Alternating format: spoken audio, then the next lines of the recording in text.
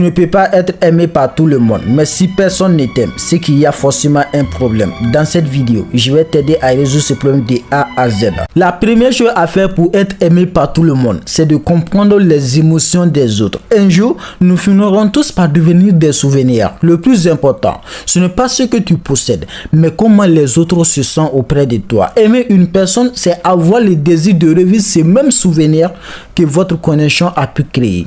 Honnêtement, serais-tu capable d'aimer une personne qui passe tout son temps à te critiquer, à se moquer de toi, à te prouver que tu n'es que cette mouchoir jetée à la poubelle?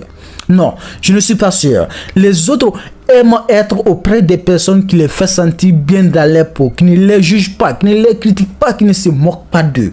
Les autres aiment toujours se sentir valorisés auprès de leurs proches, auprès de leurs entourages, auprès de leurs amis, auprès de leurs partenaires. Des fois, bien sûr, tu peux avoir l'idée de les corriger, l'idée de leur prouver qu'elles ont tort et d'autres. Mais il faut savoir que la seule chose que les autres ont besoin, c'est d'être compris. Peu importe la situation, peu importe les circonstances, les autres ont juste besoin de se faire comprendre. Les autres ont besoin des personnes qui comprennent leurs sentiments, qui comprennent leurs émotions. Si tu arrives à comprendre les émotions, les sentiments de tes proches, de tes entourages, je te jure qu'elles se dirigeront toujours vers toi parce qu'elles pensent que c'est auprès de toi qu'elles trouveront leur bonheur. C'est auprès de toi qu'elles ne se sentiront pas jugées, critiquées ou même moquées. La deuxième chose à faire pour être aimé par tout le monde, c'est l'écoute. Très généralement, quand les autres se dirigent vers toi pour te parler de leurs problèmes et de leurs soucis, elles n'ont pas besoin que tu leur donnes des conseils ou même que tu les corriges. Elles ont juste besoin que tu les écoutes. C'est l'une des erreurs que j'ai déjà fait dans le passé. Un jour, un ami était venu vers moi pour me dire que malgré qu'il est gentil avec les autres n'étaient pas avec lui. Et là, j'essaie de lui donner des conseils, j'essaie de lui dire que ce n'est pas réellement de la faute des autres. On ne doit pas s'attendre à quelque chose après la gentillesse. Ce jour-là, mon ami m'a dit, toi aussi tu ne sais pas quoi faire de ton argent. Mais j'ai compris. Parce que c'est là que j'ai réellement compris que ce jour-là, lui, il n'avait pas besoin de mon conseil. Il n'avait pas besoin que je lui prouve qu'il a tort ou d'autres. Il avait juste besoin que je l'écoute. Très généralement, quand les autres se dirigent vers toi, c'est tout ce qu'elles ont besoin. Elles n'ont pas besoin que tu leur donnes des conseils. Oui, parfois, on pense que donner des conseils aux autres, c'est l'une des meilleures manières de les aider. Mais pas quand si ces personnes sont blessées.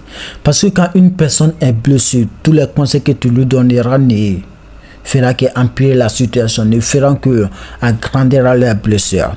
La meilleure des choses à faire à cette époque-là, c'est de les écouter. Peut-être après la blessure, 2 jours, 3 jours plus tard, tu peux commencer à donner tes conseils. Mais si tu sais qu'une personne est blessée et qui commence à te parler de sa situation, qui traverse de ses problèmes et d'autres, n'essaie pas de lui donner forcément des conseils ou même de la faire savoir qu'elle a tort. Essaie juste d'écouter ce que la personne a à dire. C'est sûr qu'après ça, la personne va se sentir aimée auprès de toi. La personne va se sentir considérée auprès de toi. Très généralement, l'écoute même est plus important que le conseil. Oui, l'écoute même est plus important que le conseil. Très généralement parce que c'est le conseil le plus important. Mais pour les autres, l'écoute est le plus important. Parce que c'est en les écoutant qu'elles auront l'impression que tu fais partie de leur famille. Qu'elles auront l'impression que tu es la personne dont elle peut se sentir aimée auprès de toi. Parce que très généralement, beaucoup n'ont pas cette chance d'avoir des personnes qui les écoutent. Très généralement, toutes les personnes qui les entourent sont des personnes qui les critiquent, soit qui essaient de leur donner des conseils violents et d'autres. Tout ce que ces personnes ont besoin, c'est ton écoute. N'oublie jamais. La troisième chose à faire pour être aimé par tout le monde, c'est d'accepter sa différence. Malheureusement, certaines ont été différentes. Surtout dans l'enfance, on se moquait de certaines personnes, on les critiquait et d'autres. Et ces personnes commençaient aussi à se détester, à détester leur différence, en pensant que leur différence est la pire des choses qui existent en eux. Et aussi en pensant que c'est parce que les autres les détestent que les autres continuent toujours à se moquer d'eux, à les critiquer et d'autres. La vérité est que le problème, ce n'est pas les autres. Le problème, ce n'est pas ta différence, mais le problème, c'est toi. Parce que c'est toi qui as du mal à accepter ta différence. Surtout depuis dans l'enfance. Dès que tu commences à montrer aux autres que tu détestes ta différence, ils vont continuer à utiliser cela comme une moquerie, à utiliser cela comme un système de te critiquer, de te taquiner et d'autres.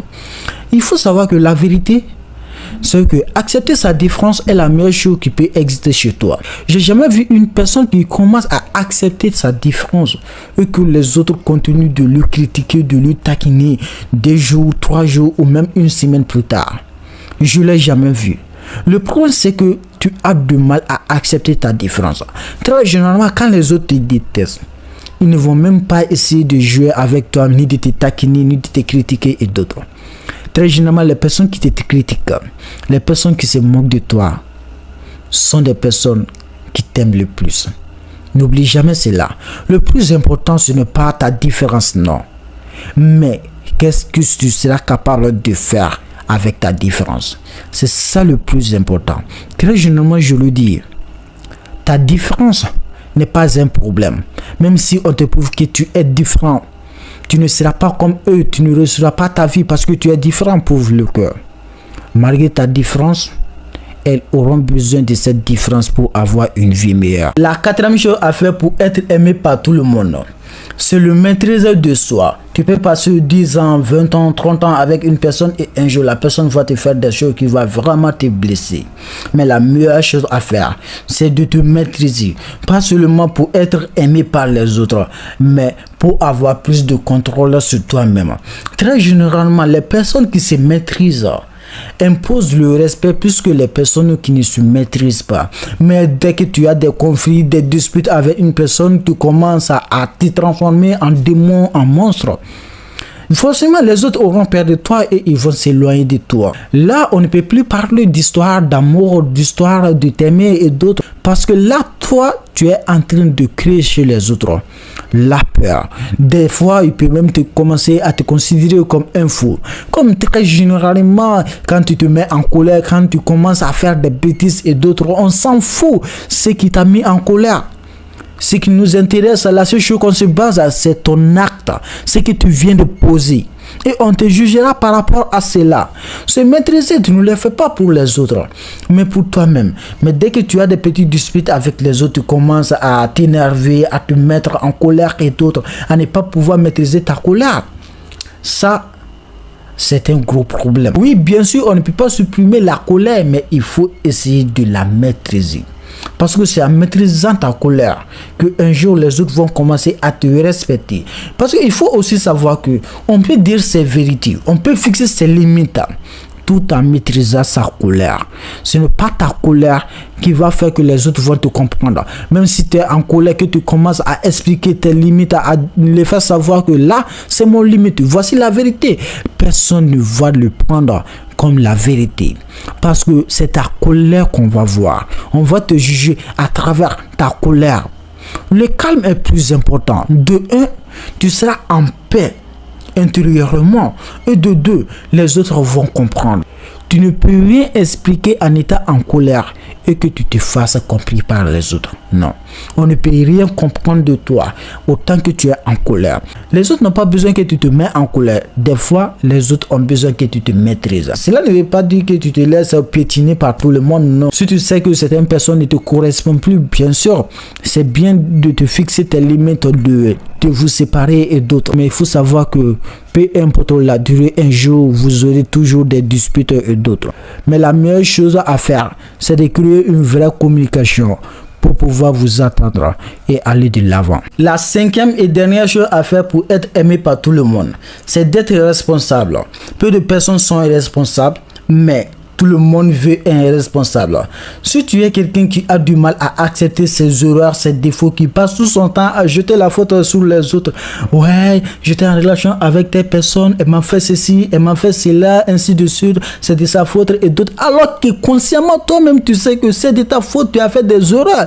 Mais tu refuses d'admettre parce que tu as peur de te sentir mal à l'intérieur, tu as peur d'accepter la vérité. Arrivé à un certain moment, les autres n'auront plus envie de toi, n'auront plus envie d'écouter tes bêtises, tes histoires et d'autres. Un jour, ils vont même se dire, le là, il ne fait que raconter, ouais, ma vie, telle personne m'a fait ceci, telle personne m'a fait cela. Il est toujours dans les négatifs.